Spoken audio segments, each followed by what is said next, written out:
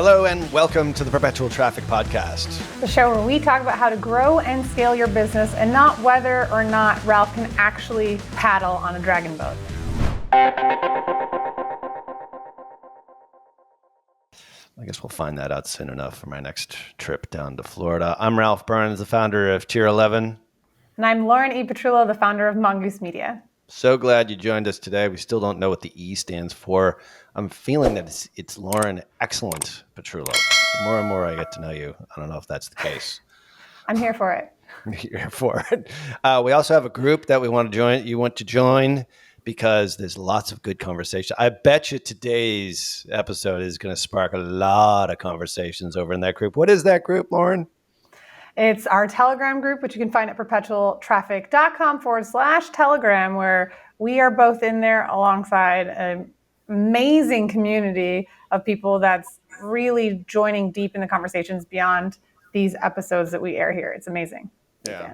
So we air the show and then we talk about it further, get more questions, more in depth with a lot of these conversations. And today, this is one of those episodes I think you and I have been looking forward to for months, Lauren. I know you haven't been a co-host for too long, but ever since you started, I said, oh, by the way, we're going to get these guys on Perpetual Traffic and talk about some stuff that I don't think anybody on the planet knows about. It's like we're breaking news here today, I really feel.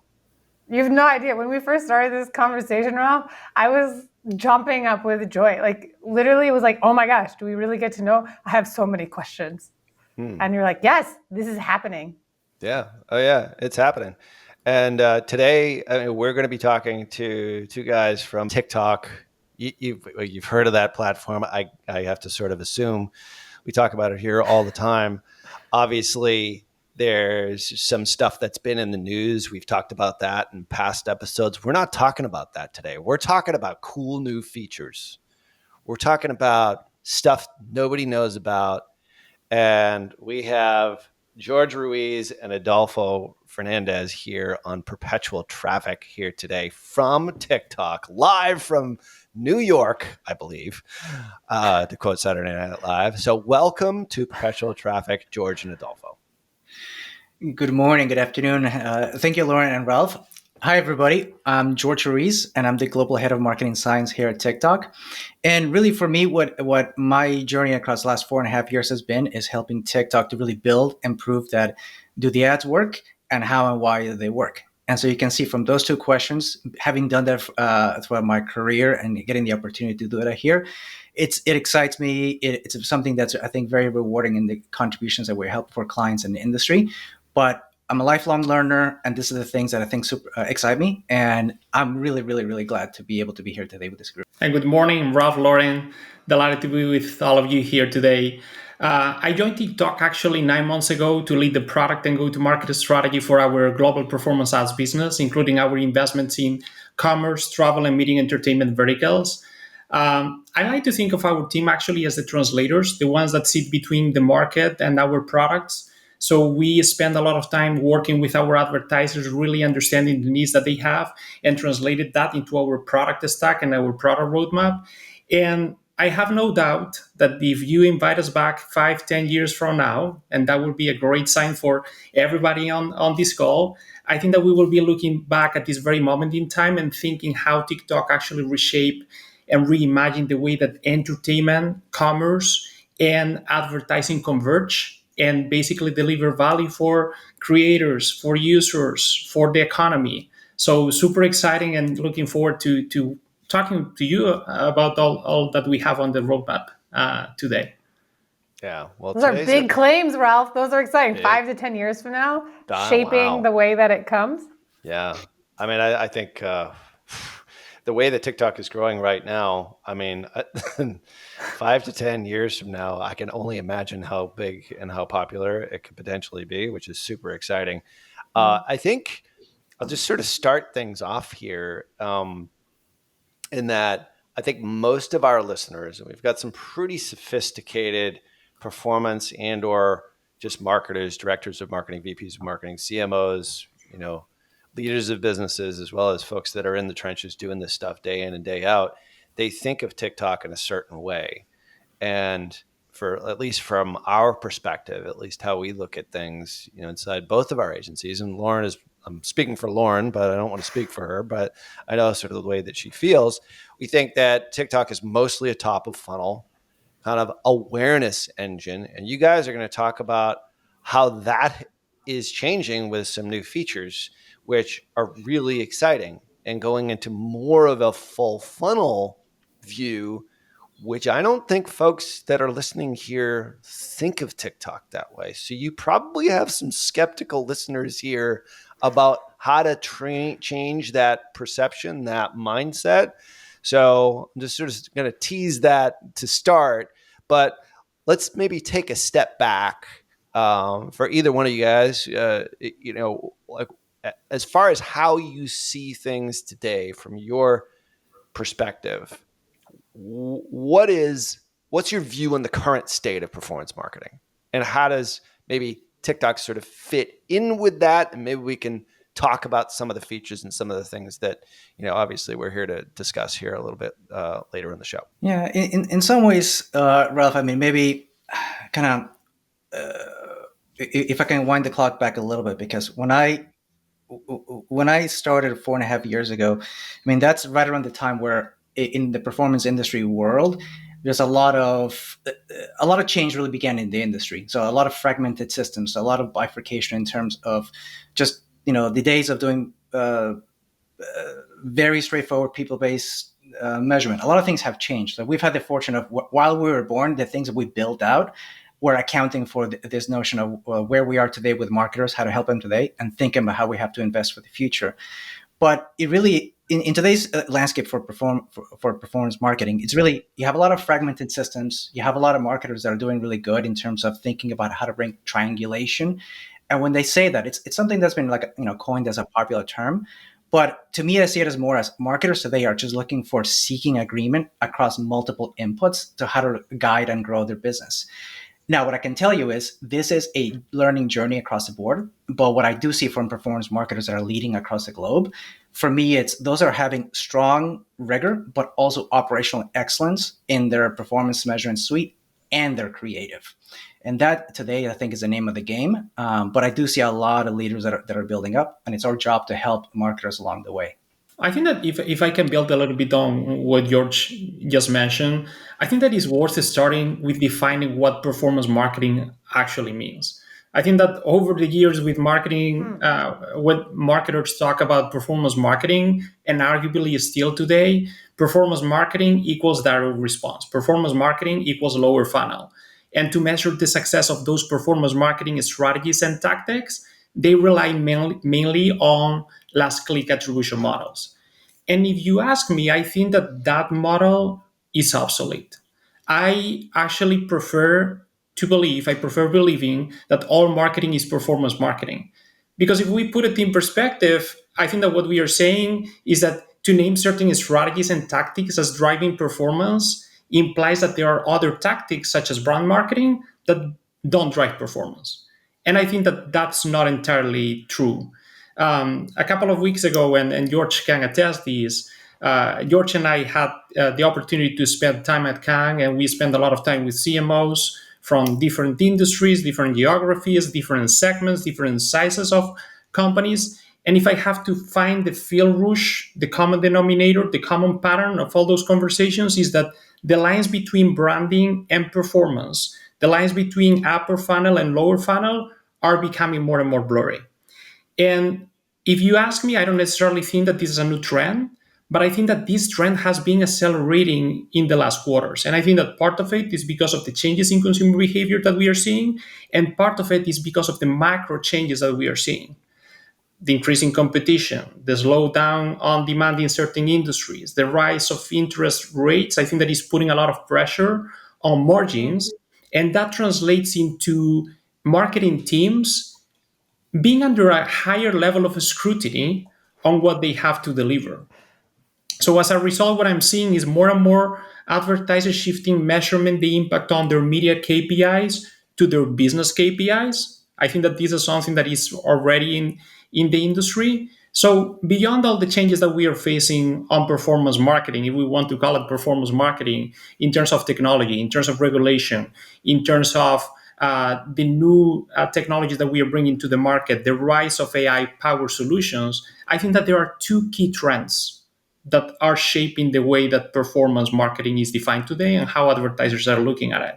The first one is branding and performance converging more and more. So this is the concept of all marketing is performance marketing. And two, the shift from media to business outcomes. And I think that this is something that we as a company, we are heavily investing on, like really understanding how we can drive business outcomes, not just media outcomes for companies, but it's something that is already happening on the industry now. It requires a new level of discipline, and we're going to go. We will continue in the industry. My own personal view is there's still a couple of years for a lot of the institutional discipline to come across enough consensus across the industry. But marketers have been. I remember having to do some of these things maybe 10 years ago, 11 years ago. But now it's becoming more mainstream as a function of, to Adolfo's point, that there's a lot of external challenges that marketers have. But the root of how do you grow with marketing and advertising, these are time-tested approaches that all of us are kind of trying to institutionalize. We're just trying to figure out from large enterprises to where are you building things first from a brand perspective, or are you doing it first from a performance perspective? And how do you train those teams to kind of to bring the best of each other at the right time for the right goals? And hence, business outcomes to me is the ultimate equalizer. You guys are so on the same page with so much of the things that we've been talking about recently. We've seen this shift happen. And it's great to hear like a huge platform like you folks like getting it, because I think in most cases, most platforms don't get this. And I'm pointing to maybe some of the other folks that are maybe in the marketplace, those who shall remain nameless, is that they really care about the marketing metrics, not the business metrics. And these have been like, this is our theme, really. This fits perfectly into it. And Adolfo, I think you said it first. It's like, is it media or is it business outcomes? It's business outcomes that business owners care about, like cost per lead, cost per view, CPM, likes, shares, comments. That's fine. That does not necessarily, it might be a leading indicator to drive business outcomes, but it's not business outcomes. Media and TikTok and agencies are just merely a means in which to achieve the business outcome. And that's what we found. Like when we get deep into conversations with our clients and customers and even prospects, they're like, that's what I want. I hire an agency for an outcome, a business outcome. I don't really care what you do. Like they always care, of course. They see that. But it's like a platform like you all, like understanding that, like that's a big shift in the marketplace, because a lot of platforms really just look to make themselves look good, and that's it. And they sort of give lip service to the business outcomes and the business metrics. But what the business owner really cares about is, am I actually making more money than I was making last month? And what did we do in order to do that? Was TikTok a part of that? If it was, then okay, let's figure out how to scale that so that I can continue to get better business outcomes and scale and grow my business. Because when I look at like what we do as marketers, performance marketers, I don't even look at like performance marketing. We're like a managed marketing services company, really, at the end of the day. But our job is to grow the business. The media and all the stuff we do inside, TikTok as a platform, as a part of that, is all about growing the business. And that's driven by a business metric and a business outcome, which is what the business owner really cares about. But Ralph, a lot of small business owners are just going to go straight for like the bottom of funnel conversion, which is why TikTok, I think, tends to be the most that and Snap, but like they tend to be the non-popular choices. Correct. For performance marketing, and also in the sense of like what you brought up earlier is with the direct response side of things. But like when we're talking about the convergence of branding and performance and everything that comes together, like again, my experiences from Disney, that's a different level of budget. And like for a small business owners, like I imagine a lot of business owners, or even like directors of marketing here that have either graduated from smaller business entities to growing into larger business firms, they would assume that TikTok is not the place to drive a lot of that bottom of funnel stuff. But all right, George and Adolfo, how wrong are they in that assumption? I think it's less of the assumption versus the learning journey that I think as an industry, we all of us want to grow large, successful enterprises. And I think that as you start a campaign, you have to institutionally do your own test and learn. So you have to prove each of the channels to your merit. But when you're trying to plan and measure a small campaign, you want to grow it. I do think this notion of we do see TikTok being quite effective. I think my team has run just a large body of work. We continue to publish that. We know where TikTok is effective. We know that when we run gaps, it's usually because we need to, 4 years ago it was about making sure that the content and the creative was purposely fit for the platform. Now we see marketers having more consistent success. But I'll tell you, one of these, often when we consult with clients, when we're kind of getting them on that journey, one of the common challenges that we tend to have with very performance-heavy clients has been around they understand it and they get it. They know that TikTok is a center of discovery, and they're like, how do we kind of get there? And often one of the first challenges that we tend to have is our own clients, or especially their agency partners, are trying to figure out how to reconcile their pre-existing measurement systems that they use for accounting and reconcile it with today's measurement needs that are going to grow for their business.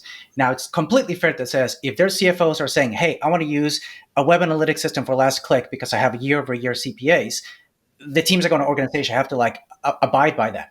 But what happens is we know that in all the plethora of advertising effectiveness research, we know that clicks by themselves, they have a function, but they're not necessarily the most accurate predictors of long-term sales and how do you kind of grow with advertising campaigns. So what happens is, how do we help clients along the way, or how do we, or agency partners continue to ensure that when you have small campaigns that are growing, effectively manage them to go beyond the click and understand how to look at attribution, incrementality, and then running test and learns to grow there. Because by the time you go into a mid-size or larger campaign, you're going to do a lot more rigorous measurement. I have every confidence in that. But what happens early on in those campaigns, and this is why the influence of performance agencies on performance is so crucial, in order to grow into full funnel, you have to master and reconcile how to bring in the rigor of those measurement practices with the expectation management of the business leaders. And that in the to me, regardless of what change happens in the measurement world, in the last 15, 20 years of my career, that's always been the most critical conversation to get right in the beginning. Let me give you the other side of the coin, if you will. I think that George touched on measurement. I can give you another angle, which is the angle of product and how we look at it from a product strategy perspective and what we are developing here. I think that if you ask me what some of the performance marketing teams that we talk to get wrong when they approach not just TikTok, but when they approach performance marketing in general, I think that they look at performance marketing as an individual sport, and performance marketing is actually a team sport. Shameless plug here, I'm Spanish. Yesterday was a big day for Spanish sports. Yeah, Copa America all day long. Eurocup, national team, soccer team, Alcaraz winning in Wimbledon. Performance marketing is the soccer team, it's not Alcaraz. It's a team sport, first and foremost. And let me unpack it. For the team to be successful, A, they need to have good players. B, each of them need to clearly understand the goal they're trying to accomplish. And C, they need to play well together. And that part is the most important part. Digital media is exactly that. The players, I think that there are like three main key players that need to play very well together. The first one is data connections. And I think that you alluded to it at the beginning of the call. Yep. Establishing a strong data infrastructure, conversion data, is the first step to repeatable, reliable results. And I think that this is going to become more and more important as we go into the deprecation of third-party cookies, if it finally comes. And this will be critical for web-based advertisers. The second piece is, especially for a platform like TikTok, creatives. There is a research that stuck in my head that the NC Solutions actually ran last year. The creative quality and quantity is responsible for almost half of the incremental sales driven by advertising. And you can imagine that on platforms like TikTok, this is even more critical. And that's actually one of the reasons why we're investing heavily on developing solutions that combine human imagination, if you will, with generative AI. So how do we bring all that together? We actually announced TikTok Symphony, which is our suite of generative AI solutions, a couple of months ago in our marquee event in New York, TikTok World. And the last one is measurement. And I think that George already touched base on measurement, but the data connections, the creatives, and the measurement that are foundational. And those players need to play well together to actually achieve the results. You can have incredible creatives that actually connect with your audiences. If you don't have strong data connections for you to understand the journey that that audience is going through, you will never be able to get good results. Similarly, you can have strong data connections and you can have creatives. If you don't have a holistic way of looking at measurement and you rely on just last click attribution models, you will be missing out. You will be making the wrong decisions because basically you will be looking at this soccer team as they were playing basketball, but they are playing soccer. And basically, they are getting recognized for scoring goals. So I think that the message here is team sport. Digital media is a team sport. Is the Spanish national soccer team is not Carlos Alcaraz. Right. I also like that he said soccer and not football as the person who played soccer in college. I've been in the US for very long already. I'm already on the side of the camp, and it hurts. I have to tell you, it hurts. Well, American football doesn't make any sense calling it football anyway. I'm just saying that just as an American and New England Patriots fan. But so what you're really saying is that I'm going to put this back in soccer/football terms. It's like it's not all about Cristiano Ronaldo. It's not all about Messi. I don't know any of the star strikers on the Colombian team, but Mbappe. All right, it's not about him. There's 17 passes that go on before he actually scores the goal. Correct. Messi is the last click attribution, although I guess he was out yesterday and so some other guy scored. But the point is that like that's kind of what we're talking about here. But that's where TikTok has fallen down in the past though. Because I've had plenty of we have third-party attribution softwares for all of our clients. And we're like, I don't see any conversions coming in on TikTok. Like, I'll just eliminate that. I'm talking like a business owner. Yeah. But then you get rid of that spend, and all of a sudden it's like, where did all my last click attributions go over on Google? It's like, well, you killed the goose that laid the golden egg for you, and that's a lot of it. So it's like you got top of funnel, you got your defender and your midfielder creating the play, but they're not the one scoring the goal. So it's like, we don't need them. All we need is just Messi. So I guess with my very poor soccer analogies, let's talk about some of the specifics into maybe some of the features that we have been, teasing for the last 20 minutes or so. Like, how can you change that mindset? Because I know we have thousands of listeners that's exactly what they think. So here's your opportunity to change their mind and our minds as well. There you go. Let me give it a try and let me start sharing what is the vision that we have for the platform and for our advertising business. As I said, I arrived to the company 9 months ago, and basically one of the first things that we did was to really understand where we are heading and what is the vision that we have for our performance ads business.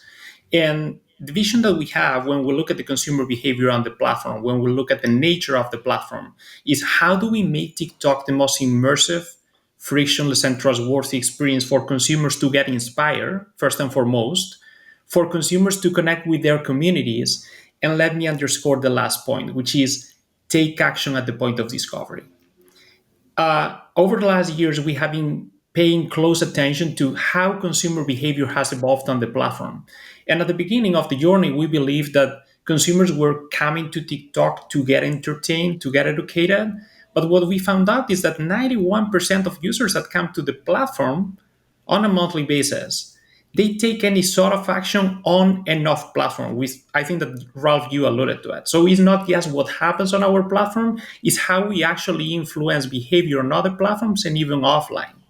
So at a high level, there are like three key strategic directions that we are taking, and I can unpack it a little bit more on what are the specific features and solutions that we are launching. The first one is automation. I alluded a little bit to AI powered solutions and the investments that we are making there. The ambition that we have is how do we make it simpler for advertisers to manage their campaigns on TikTok and drive better performance for them? We know that especially SMBs and mid-market companies, we want them to spend more time doing what they do best, which is their products and their consumers. We want to remove all the hurdles that they have. We want to do the heavy lifting on their behalf. So the first piece that we are investing this year, the first pillar, if you will, is automation. How do we bring automation and AI-powered solutions to our performance business? The second one is verticalization. And Lauren, I think that you're going to be happy with this one because you chatted a little bit about the opportunity that we have with commerce and others, is the concept of there are certain industries and certain verticals that we believe that require different products and different solutions to really cater for their needs. So commerce will be the first vertical where we will be doubling down our investments.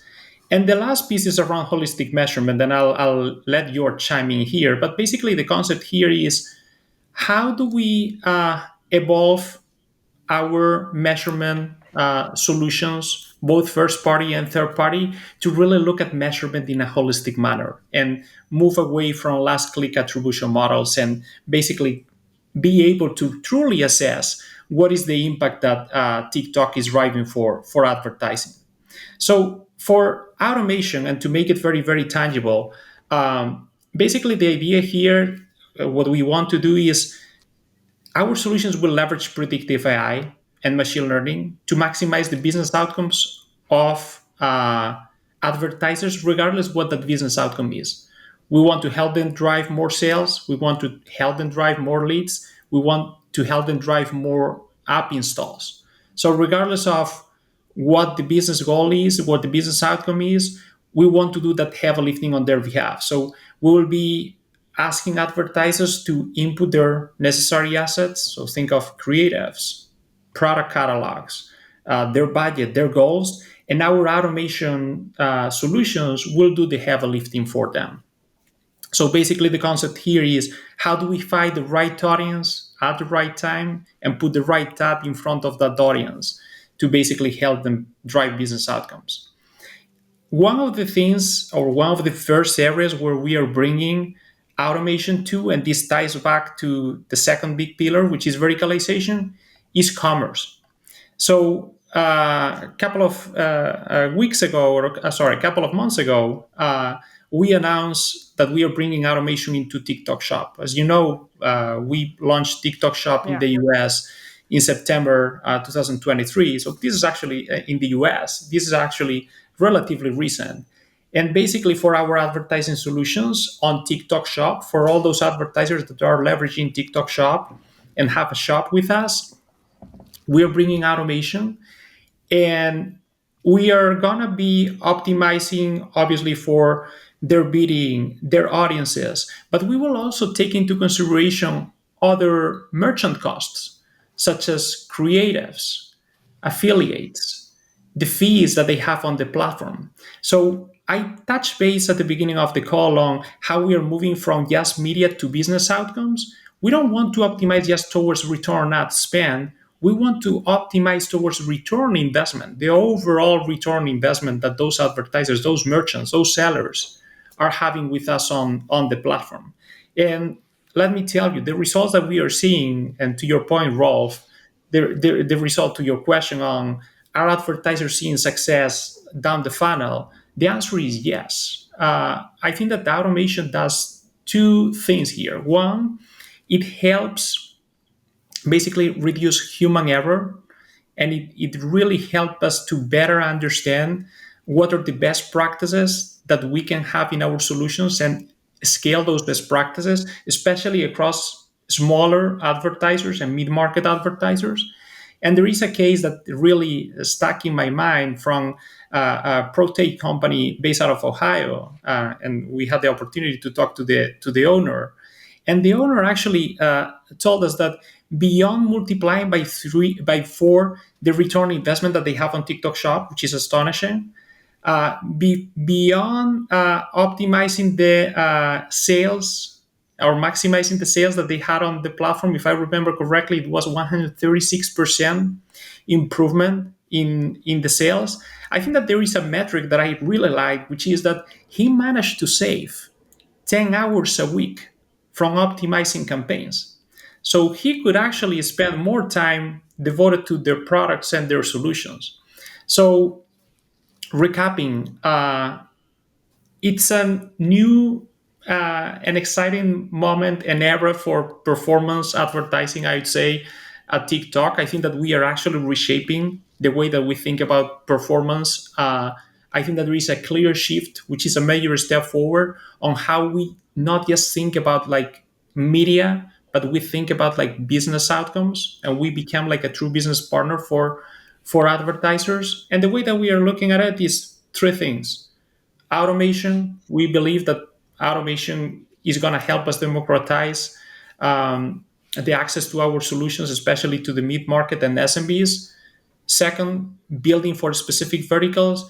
And the third piece, and I'll let George chime in here because he's much more knowledgeable than I am, measurement, how we think about measurement more holistically. So I think kind of building on Adolfo's point is I think um, the last 4 years, the way that we've kind of built our investments and in terms of how we're deploying it to help clients is we obviously, 4.5 years ago, we kind of, we established the business very quickly. We were able to show large brand clients how TikTok works, how we're very effective across a plethora of outcome measurement solutions. Over like the last year and a half, we've been racing to make sure that we were able to have a strong performance business now on commerce. But I think the question is kind of why behind it. And I do think that there's a really wonderful report that I would encourage you to kind of maybe later on download is if you go to Cantor. Cantor has an annual media reaction study. And it's a pretty interesting one because they do actually balance how they look at the media mix for both consumers and platforms. And one of the things that I found interesting is that TikTok continues to rank consistently well among all platforms and in the media mix when it comes to ad innovation, when it comes to attention, and when it comes to like a video entertainment. So in some ways, it kind of builds and echoes some points that Adolfo was making. But I think in a lot of these things in the media mix, it's not a zero-sum game. If I'm a marketer, I need to understand how to enrich my media mix as much as possible, find my audiences, expand those audiences efficiently, but also ensure there's a balance of quality. And that's where across everything we've done and we've studied and we've worked with clients, TikTok continues to rank extremely well when it comes to attention. To Adolfo's point on discovery and shopping, those are the new trends that we're seeing and we're capitalizing and we're building product features. I think it builds on how do we when we're working with some of the biggest brands and marketers in the world to drive performance. These are year-long investments where we work really kind of mastering their measurement systems.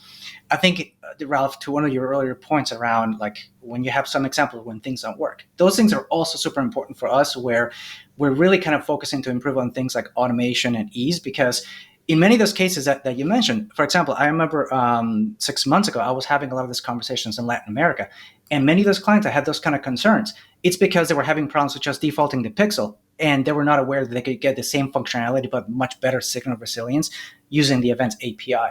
So a lot of it really starts with some of the basic foundations on where, as performance marketing, the tooling and the operations, it's very much a team sport. But in terms of the adoption of as we build many, many more measurement tools and solutions to be able to be future-proofed, ensuring that the right features and the right solutions start in the right place. Because I'm very confident that when it comes to building for outcomes, that's where a lot of our investments are going, both for first party and third party. In one way, it's build as many partnerships to have a robust ecosystem. It's once you have hands on keyboard, multiple parties have to really kind of build along the way. And so it kind of goes back to my earlier points, which is that's why I'm very keen on how agency partnerships or agency partners can continue to grow, because that workflow, that's how performance marketers live and breathe. It's about the stickiness of the workflow to making sure that the operations are really good. Once you get that, I can tell you, like I had those examples to where when I had clients looking at attribution, they were just using a pixel and they're trying to do incrementality studies. Results were okay. But the minute they started using the correct signals to put in the events API and they took the time and the care to actually correctly classify them, all of a sudden their commercial studies were improved. Was it because of the creative? Well, when we kept everything constant, it was because they actually took the operations to consistently make the signal stronger so the measurement had a fighting chance. Now, if you want to say, how do I make it even better? Then you go into some time-tested things. You have to make sure the content is correct for the platform. In fact, in our blog, we've published a plethora of studies on creative effectiveness, and it still builds back to this time-tested to prove that creative is such a critical component of ad effectiveness. On TikTok, if you build for the platform, it will be more effective. And if you're able to actually have creators, of course, it'll be more effective. But for performance marketers, in many ways, the team sport component is so crucial because the burden of operations in today's marketplace, it's still one where you have to get that piece right. Now, for us on the TikTok side, to Adolfo's point, if as an industry we can make the operations easier long term, that makes it easier on the burn when you go from 0 to 1. But this is the stage now to where we know that TikTok works for brand, works for performance, works for commerce. But getting started from 0 to 1, that's where a lot of this effort to kind of make it easier and more comprehensive is where we're really looking to invest in. Small question on, you alluded to earlier about TikTok Symphony being a place where you can leverage AI and assist with creatives. Is that with the intention of helping remove the burden on operations towards making the creative or connecting with the creators that can make that creative for them for ad effectiveness? It's complementary. Yeah. Go ahead. It's complementary. It's the ultimate differentiator any marketer can have is in the quality of their creative, and ultimately it's advertising and marketing. There are cases to where what we do see is we see some very competitive. When we see advertisers are doing really great on TikTok, they produce a volume of creatives, and they use creators. So creators are crucial. They're the lifeblood. They are part of the reason why across almost every study, when we look at advertising effectiveness, authenticity continues to be a strong byproduct and a driver of those results. Now, some marketers struggle with the volume of creative that's required to be competitive in the auction, being able to be competitive in having enough volume in their campaigns. So there are places to where having like the balance of quality and volume is one cloud at a time. We're looking to see how we can balance that. Now, as part of the innovation, to having more features to where as the things we announce in Cannes, it's very much focused on the quality side of things. But if there's marketers that can be smart and balanced between how they leverage creators, when there need to have like variations. For example, there in Cannes, we did publicly announce that there's a really good example to where Vietnam Airlines was testing this for a very specific and actually very pragmatic reason. They have their creators locally. They advertise really well, but how can they leverage the same creators in Vietnam to globally be translated into different languages? So same cost, same client, same resources, but being able to provide a global voice. I would look at it under that construct versus a zero-sum, pure volume automation perspective.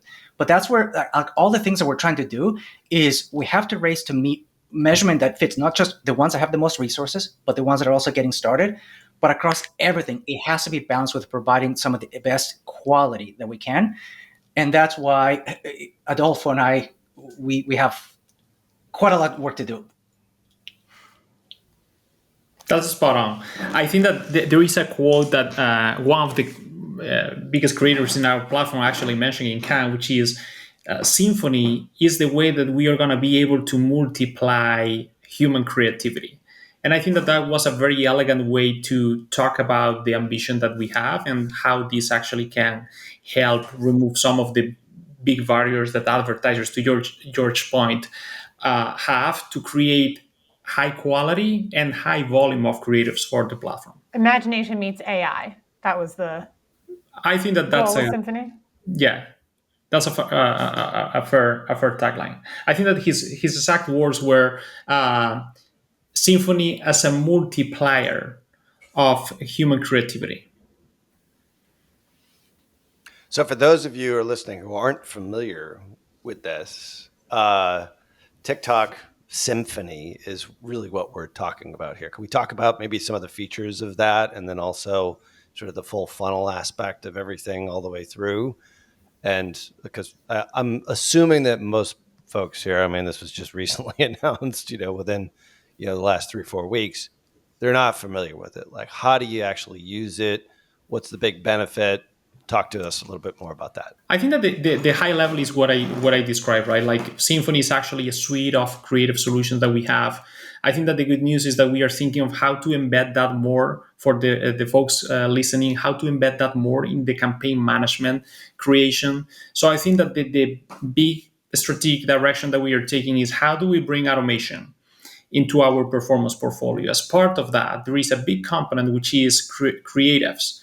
And here is where Symphony comes into place. So George mentioned some of the things that we are doing with, for instance, making translations at a scale, which is one of the big asks that we have from advertisers that have like a cross-border footprint. We are exploring how to improve the quality of the images, how to make them more TikToky, if you will. So think of an advertiser that has a product catalog and basically they are selling apparel and they plug the product catalog into the campaign management creation, but the background of that product catalog is all white. So how can we change the background and make it more with a look and feel that is more is better for TikTok, is more suited for TikTok. URL to video, URL to images. So there are endless use cases that we are exploring with Symphony. I think that the highlight here or the headline is Symphony is the suite of solutions that we have for creatives. We are embedding that in the campaign management flow, and we will make it easier for advertisers to produce higher quality and more quantity of creatives. So when we talk to like there's a lot of different listeners here on the show. Many are on sort of the lead gen services end of the equation, a lot of e-commerce. We've got lots of digital products. Like if we sort of break it down to there, like tell us, like going back to that original problem that I suggested to you all, because we like tying it together with where am I getting my return from TikTok? That's, I think, the crucial question for all three of those different industries. Now, there might be three different answers for each one, for e-com, for lead gen, and maybe for sort of digital types of products. When I say lead gen, I also mean like services, anything that's related to that. Obviously, your airline example is a good example of that. But it's like that's where the disconnect is oftentimes with TikTok. Aside from cut out the spend and see what the effect is, which is not really a smart solution. So where's that? How can you fill that gap? And trust me, we've had plenty of advertisers who have done that. We've done that on sort of Meta as well. But it's usually like something gives somewhere along the lines. Like obviously creative is super important on the front end, for the awareness side of it. But talk to us a little bit more about specifically how folks can sort of get more into like this full funnel approach. And maybe it's different for each one of those sort of subcategories of businesses. I think maybe for me, I think it is crucial for each marketer to really have a good strategic position on how they're going to build their media mix. I mean, that it has to start there. Once you get into the operational design of if I'm going to run a performance campaign, lead gen, commerce campaigns, there's often three kind of questions that you're going to be kind of struggling to guide your teams. There's a reporting question, there's a comparability question, and then there's an incrementality question. Depending on who's giving you pressure, the order of the questions may change. But those are three questions that are very much measurement driven and often create a lot of organizational challenges. But that's the reality. This is why it's a team sport. I think number one, when it comes to be a reporting question, often it's the last click question. So we know that in today's media mix and in measurement, clicks by themselves are not the most important predictor or understanding like the full value or even fair value. So one thing that we've done is For those kind of clients and that kind of space, we saw that there was a huge demand in North America where clients that were struggling with web analytics systems that they just could not see the comparison to that were finding in their own systems or in their own internal surveys or in their own systems.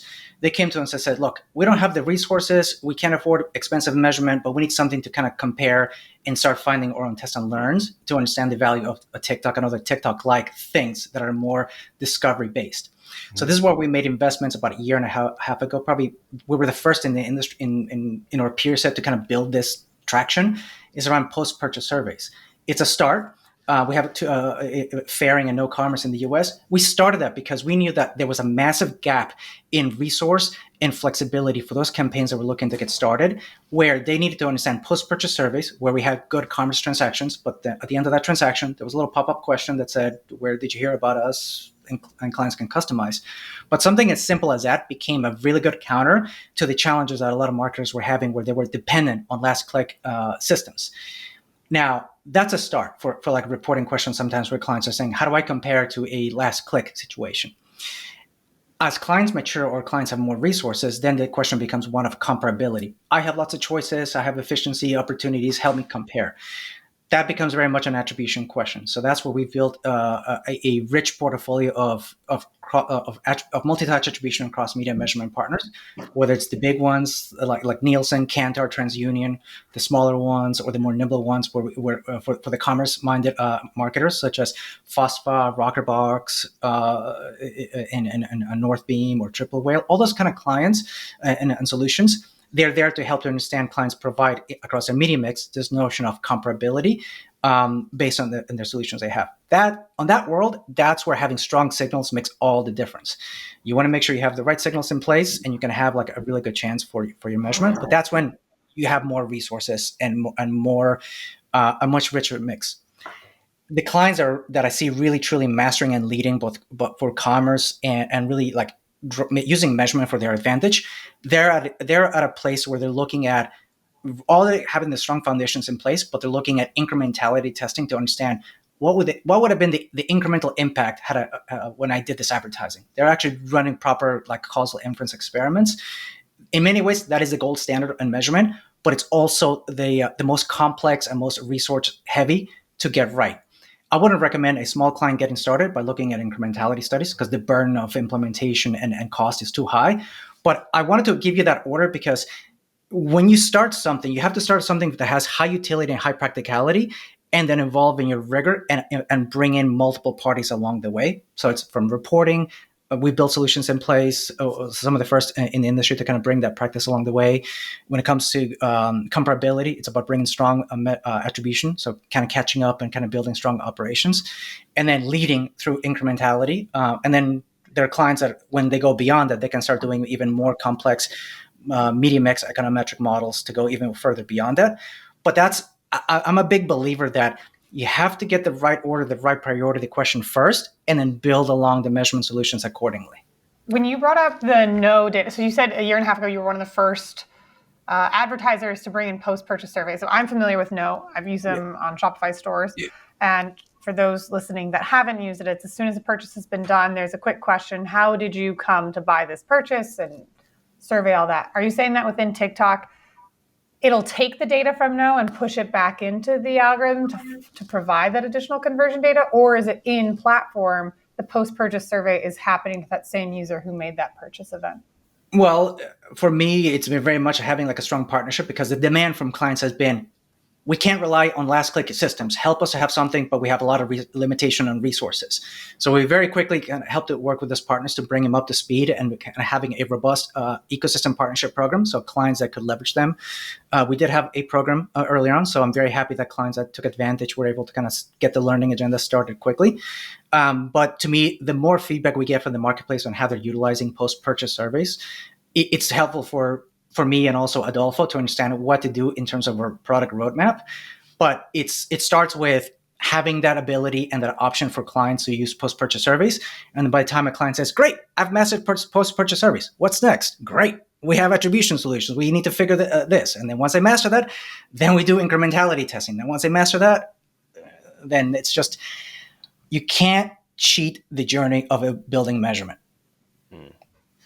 So at a base level, like first thing to do to be able to measure impact no matter what, where did you find out about us? Post-purchase survey. We're talking about no commerce here.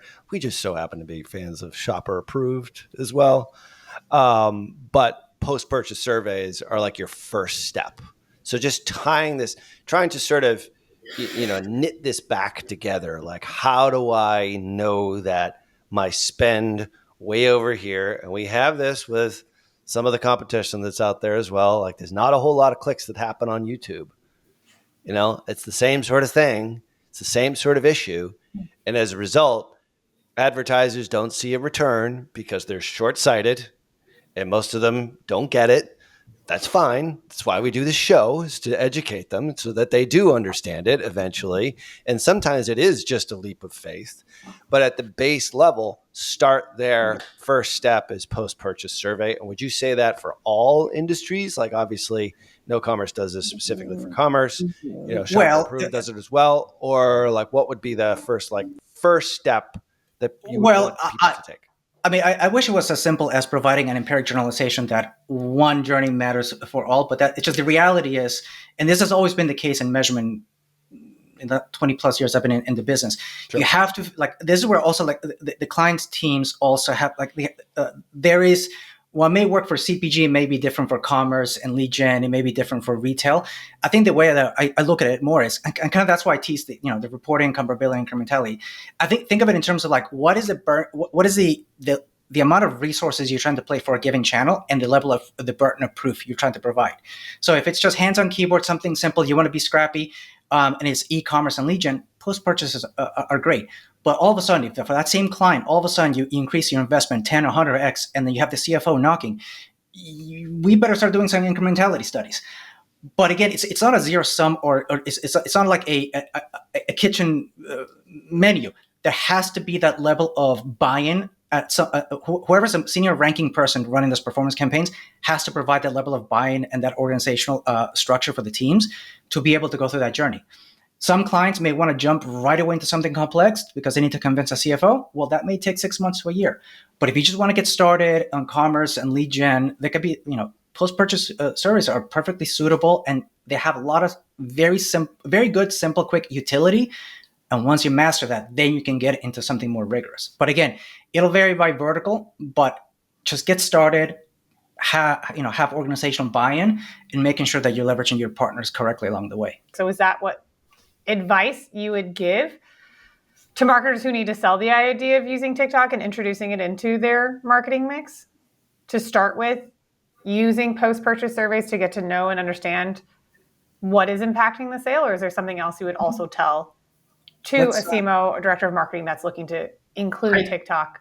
I may be biased here with recent conversations that I've been having over the world. I think that over the last 2 months, I've been in Asia, Europe, and the Americas. But I think that there is a common pattern in all those conversations that while the marketing teams are fully bought into the concept of TikTok, I think that there might be a disconnect with CFO and CMO. And I think that CMO fully bought in. Marketing teams fully bought in on the concept that we are delivering, to George's point, on when they look holistically at different measurement methodologies, TikTok delivers. I think that being very pragmatic beyond going into the technical aspects, I think that there is one that I always tell every time that I sit with a CMO and a CFO, which is download the app, use the app, look around you. I think that the beauty of the app is the user engagement that we have on the app. To my earlier point, like 91% of people coming to TikTok, we thought that they were coming to get entertained. They end up taking any sort of action on and off platform. There is a nice study that we did with Foursquare on the commerce side of things, where we are seeing that TikTok actually has a nice halo effect driving sales in brick and mortar stores. So it's not just a matter of what happens online. It's not just a matter of what happens on the app itself. The halo effect that is driving. Similar with other industries. So beyond all the technical aspects and how we look holistically at our measurement, I think that there is a story that they need to tell on the unique user engagement that we have on TikTok. I don't know if you guys bought anything from TikTok or have been influenced by anything that you have seen on TikTok recently. Curious? Oh, Anything that you have I seen? have. There's a clothing brand that I like will not cheat away from now because of the TikTok experience, which is really interesting. So the side note, like I'm sure this is not the brand. They're called Cheek Boss. Like I love them, but their TikTok diversity of creators and the entire experience that I saw was actually for a lot of like plus size women and showing the comfort of the clothes that they were wearing and not having lines being seen through their clothes. Oh my gosh. Like, oh, I know. Sorry. I'm selfless, shameless, not getting paid in any way, shape, or form plug. They're an amazing apparel line that I got into because of the TikTok experience that I went down a very That's deep rabbit hole. And now I exactly own so many socks. that's exactly the conversation that you need to have with CMOs and CFOs, arguably CFOs. That's exactly the conversation, the story, the users that we are seeing on the platform. Like we talk about TikTok, we have been talking about TikTok made me buy it for over the last 2 years. And for me, what fascinated me when I arrived to the company, I thought that it was something that we initiated, that it was like a marketing push. It was something that it was initiated by the community. And I think that that's so unique of TikTok. Like users are expressing themselves as they are. They are coming and they are behaving as they want to behave. I think that what we do well in partnership with advertisers and third party partners is to really understand how that user engagement evolves and then think about what are the next monetization solutions that we can be developing to help brands, big and small, to capture that opportunity. And I think that that's one of the secret sauce of TikTok is how fast we move, how we are able to identify those trends and be able to build products to help advertisers to capture that opportunity. So let me ask you this. So we've talked a lot about different ways in which folks can sort of look at TikTok, and I think that's sort of the big takeaway here is that if you are listening to this show and you have discounted TikTok as a platform to which to grow your business, you need to relook at it in a lot of different ways. So having said that, what is happening right now on the platform, and obviously, and I think we need to sort of intro this is the first part of a number of different interactions we're going to have with you folks because we want to get deeper into this, and it suits in perfectly with sort of our theme for the next month or so here on Perpetual Traffic is measurement, incrementality, business metrics, connecting the CMOs and the CFOs together, because that's really what the heads of business really want at this point.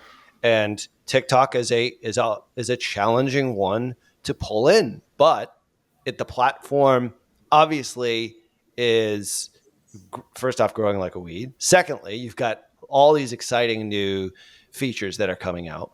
So I guess it's like for the listener here, it's like what most excites you about what you folks are doing as far as like the marketing roadmap next 6 to 12 months sort of moving forward? What kind of capabilities should folks that are listening here watch out for and stuff that you're super excited about? So I think that I'm gonna wrap it up as we started.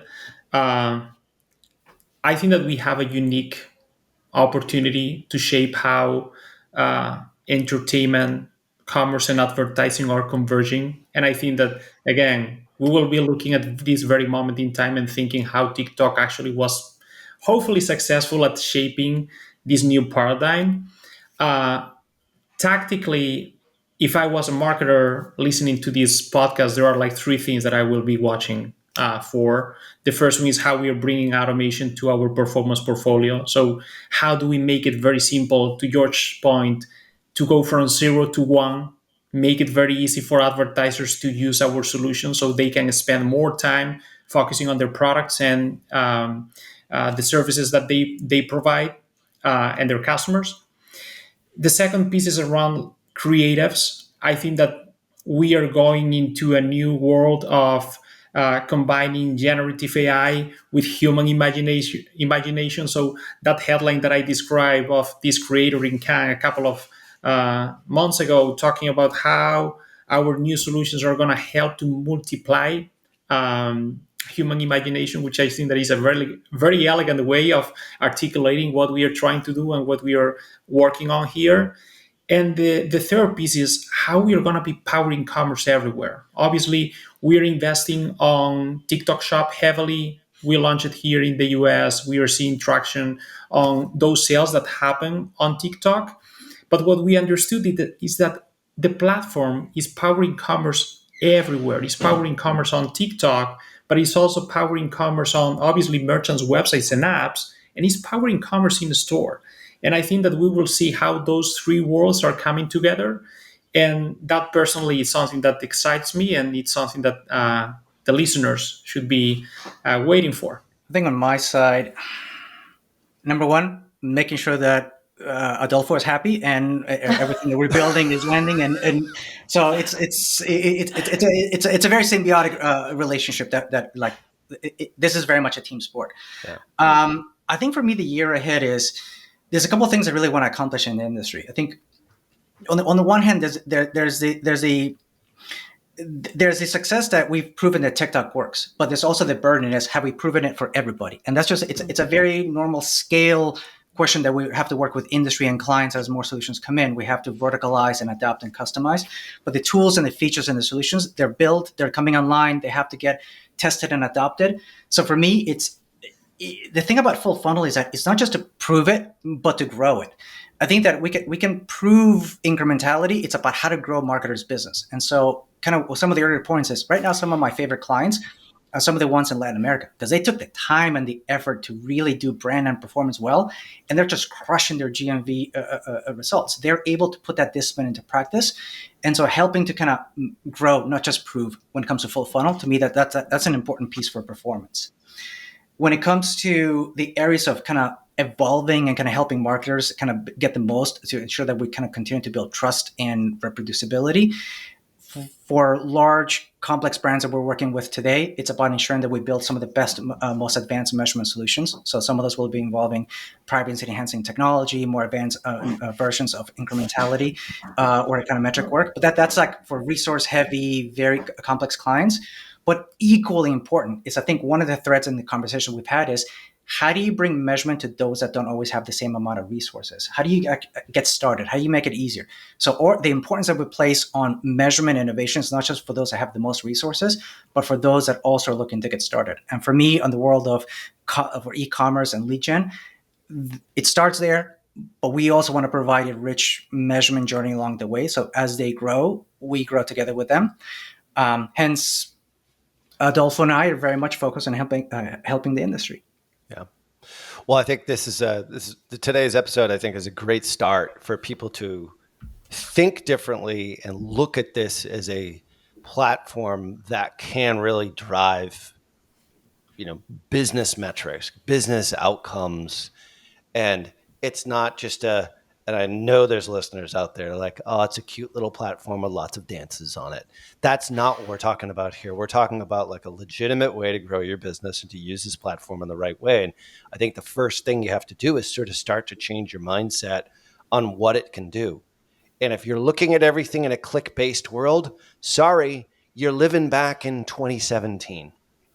And this is the big theme for us in the next 2 months, Lauren, is incrementality, business metrics, diving deeper, because it's super easy to look at last click. It's super easy to look at the click, but that's not going to drive your business. You're just going to stagnate. And I've seen it hundreds of times with hundreds of clients that have even come on or, have told me their sub story on discovery calls. It's like they can't seem to grow. And it's like you have to sort of break free of your previous habits and stop defaulting back to metrics that we used 4 or 5 years ago. And I love the fact that we're all on the same page here when it comes to today's show. And, we're going to do a series on this. You guys have been really very generous in the fact that we're going to have some more folks from TikTok come on in this vein, how can we drive, business metrics that really matter? And how can we use this platform as a part of an overall ecosystem and a media mix that makes sense? Yes, there are other platforms that are out there and you have to use them all.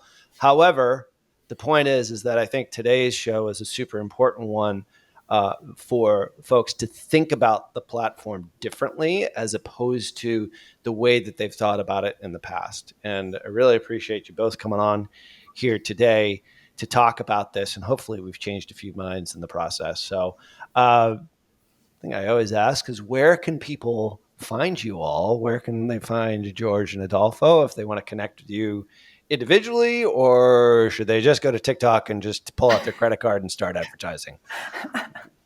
I think that on all the major platforms, professional LinkedIn, professional and personal TikTok, actually, like they can follow me definitely on TikTok.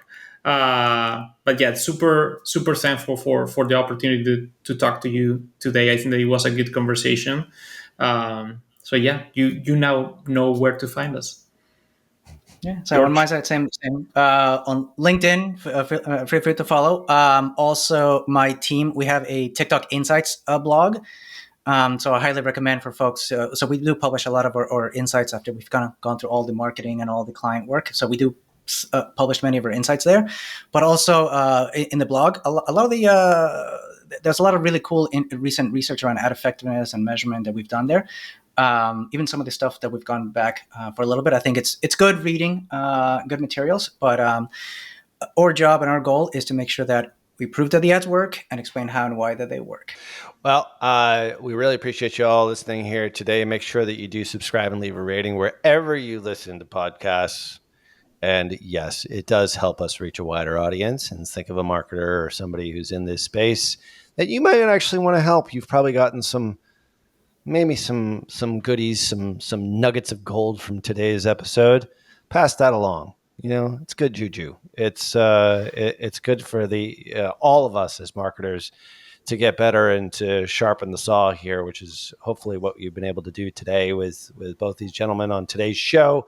Of course, go back and listen to previous episodes and check out, obviously, our YouTube channel over at perpetualtraffic.com/YouTube. And of course, join our Telegram group, but you already know that URL. That's over at perpetualtraffic.com/Telegram. So on behalf of my awesome co-host, Lauren E. Petrullo. Ciao. Until next show, see ya.